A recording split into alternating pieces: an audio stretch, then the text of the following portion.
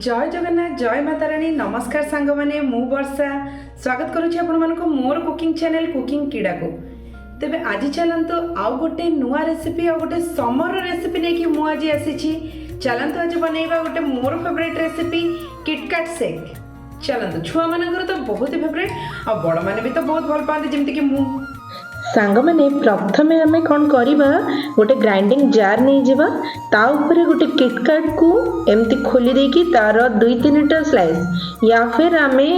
जो 10 टंकिया किटकैट भी आसे से भाया 2-3टा 10 टंकिया किटकैट भी नहीं कि आम यूज भी कर परिबा। आई थिंक 2टा 10 टंकिया नहीं गले भी हो किटकैट एबे जो अमूल ताजा मिल्क टाक मु पूरा फ्रीजर भितर पूरा सेट करने रख देती आइस हवाई से आइस रु मु गोटे किछि गोटे पोर्शन नहीं जाउछि अल्प किछि नहीं जाउछि कहीं मो बाहर किछि भी आइस यूज करूनी तापर टिके टेस्ट एनहांस करने पई चीनी मु नहीं जाउछि आपण सुगर टाकू इच्छा न कले न नेले भी चलिबो आ सब को मु एबे ग्राइंडिंग करने पई रखिदेली भल से ग्राइंड करके नहीं आसिली। एबे देखंतु गोटे सेकर रे मो ए जो सब ग्राइंडिंग करके आनथिली किटकैट सुगर और मिल्क को सब को मो गोटे सेकर रे भल भाबरे नहीं गली आ रेस्ट जहाँ क्षीर थिला सेउडा को भी मु से सेकर रे नहीं गली सब गुडा को सेक कर दवा पई सेकर टेक्सचर टाको टिके क्रीमी टेक्सचर दवा पई मु सेतिरे अमूल रो वैनिला आइसक्रीम नहीं गली आपण चाहिए चॉकलेट फ्लेवर भी आइसक्रीम नहीं पारे। एबे पूरा 1 मिनिट पर्यंत स्विच ऑन कर देकी हमें भल भाव सेक हाँपाई रखीदबा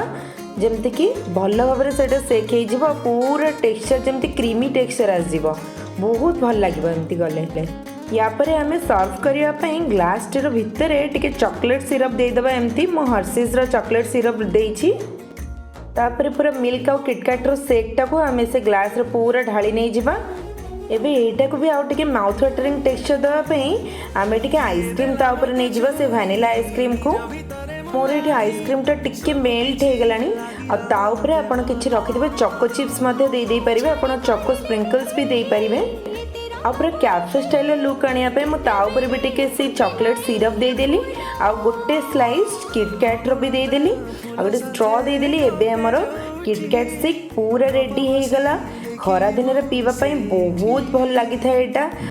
सतरे एमती जदि किटकैट शेक आपण घरे बने के पीबे आपण को कैफे बिल्कुल जीवा को ही दरकार पड़िबनी। देखिले तो कितने झटपट आ कितने इजीली बनी गला किटकैट शेक। शेक रो टेक्सचर ता तो देखिकी आ जम्मा कंट्रोल करी होनी चलते हमें फटाफट टेस्ट कर नबा आ मु आपन को टेस्ट करके कहूची जे शेक टा केमती होई जे मु सीरियसली आपन को पूरा ऑनेस्ट रिव्यू देबी कैफे स्टाइल लागुची कि नहीं। Super yummy super easy super tasty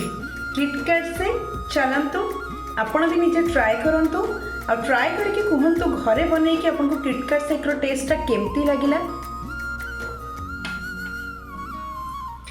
तबे जदि आपको मोर चैनल रे किटकैट शेक रो रेसिपीटा बहुत भल लगी चैनल रे एमती नुआ नुआ शेक रो रेसिपी अपलोड करने मते कमेंट करंतु सजेशन मते दियंतु। तो आशा रहा आपण मैंने जदि मोर रेसिपी रे किछि भूल त्रुटि रह जाउथो मते निहाती सजेशंस देकी रेक्टिफाइड करैबे।